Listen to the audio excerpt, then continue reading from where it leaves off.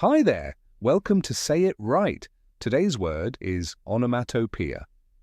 It's a long word spelled Onomatopoeia. Don't worry, you can say this. Onomatopoeia. Let's break it down. Onomatopoeia. Say it with me slowly. Onomatopoeia. Great job.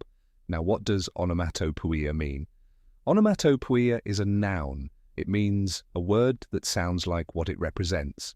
For instance, words like buzz, splash, and bang mimic the sounds they describe.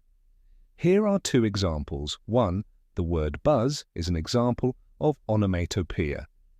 Two, poems often use onomatopoeia to create vivid imagery. It's a fun word, isn't it? And let's practice it one more time. Say it with me. Onomatopoeia. Amazing. You did great. Thanks for watching. If you enjoyed this video, please give it a thumbs up, subscribe to our channel, and share it with someone who loves to learn new words. Remember, keep practicing, and I'll see you next time on Say It Right. Take care.